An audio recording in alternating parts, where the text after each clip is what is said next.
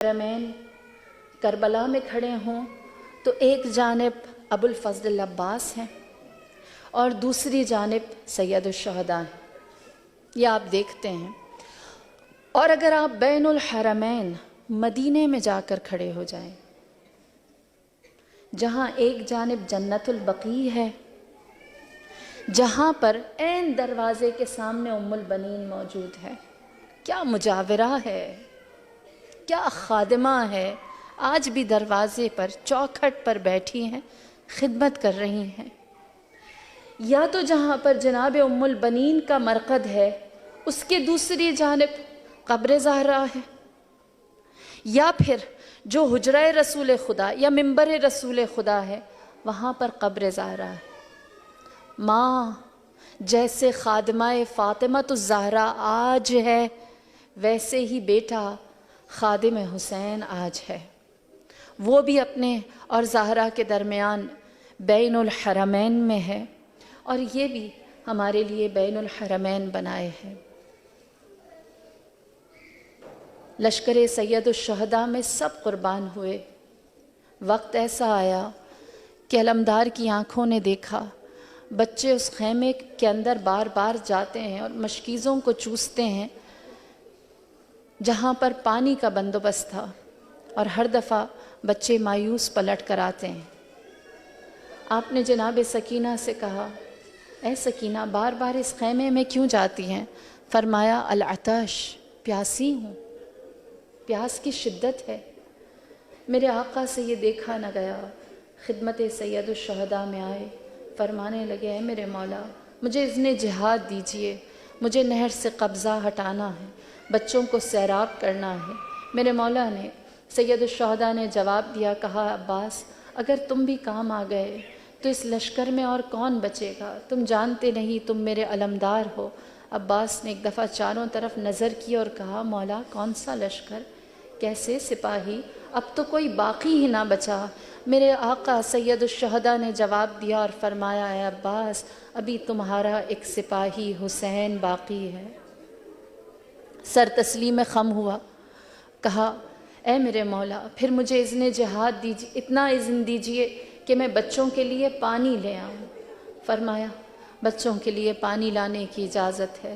تاریخ نے لکھا، سب نے اتفاق کیا کہ جناب ابو الفضل عباس علمدار حسین جنگ کرنے کے لیے نہیں گئے تھے، پانی لینے کے لیے گئے تھے، اور گئے بھی تو کیسے، سینے پر مشق سکینہ سجائی، ایک ہاتھ میں علم لیا، دوسرے ہاتھ میں نیزے لیے، اپنی ان بچوں کے گروہ کے پاس جناب جہاں پر پیاسی سکینہ موجود تھیں گھٹنیوں کے بل بیٹھے اور فرمایا اے سکینہ اب زیادہ دیر تیرے لب تشنا نہ رہیں گے، میں کچھ ہی دیر میں پانی لے کر آتی ہوں۔ آپ سب جانتے ہیں سکینہ ناز کرتی تھی عباس کی وفا پر، سکینہ ناز کرتی تھی اپنے چچا کی شجاعت پر، لہٰذا پہلی دفعہ سرزمین کربلا عاشورہ کے دن بچے عباس کا وعدہ سن کر مسکرائے تھے۔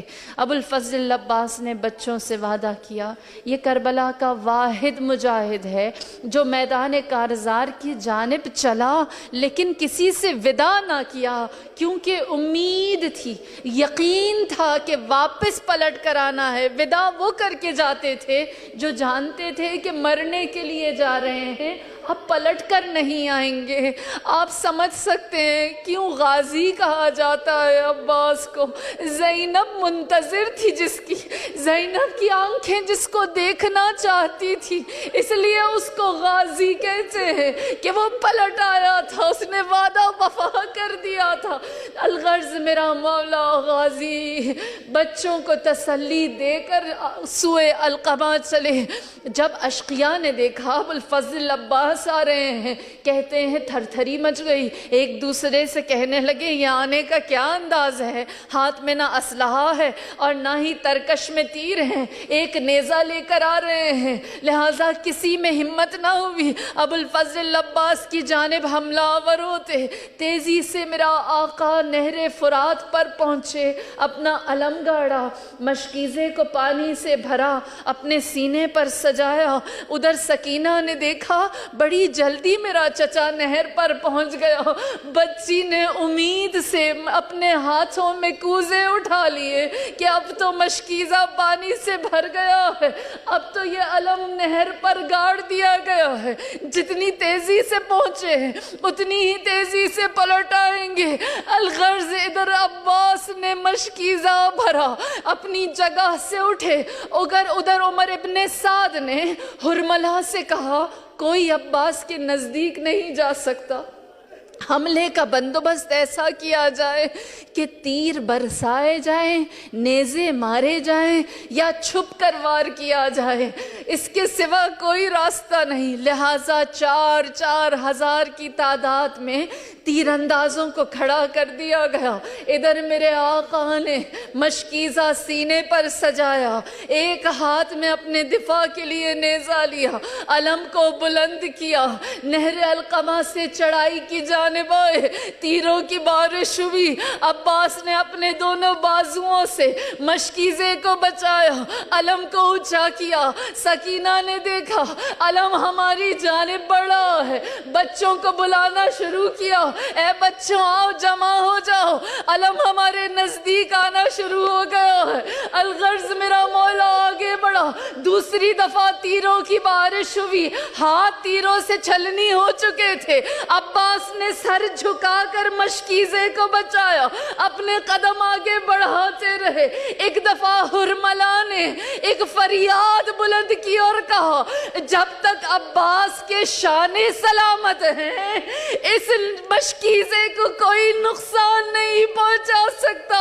ایک ملعون ایک درخت کے پیچھے چھپ گیا، وہاں سے چھپ کر پشت سے وار کیا، دایاں شانہ کٹ کے گرا، علم ڈگمگانے لگا، سکینہ پنجوں پر آ گئی، میرا غازی آگے بڑھتا رہا، ایک ہاتھ سے علم اپنے سینے پر مشق سکینہ سجائے، میرا زخمی غازی آگے بڑھتا رہا، پیچھے سے ایک ملعون نے چھپ کر دوسرا وار کیا، بایاں شانہ کٹ کے گرا، سکینہ کے ہاتھ سے کوزہ گر گیا، علم ڈگمگانے لگا، میرے غازی نے علم کا دستہ اپنے داہنے ہتھر میں لیا اور اپنے ذوالجناح سے اتنا کہا اے ذوالجناح، اے عباس کو آج شرمندہ نہ کرنا، مجھے جلدی سے خیام تک پہنچا دے،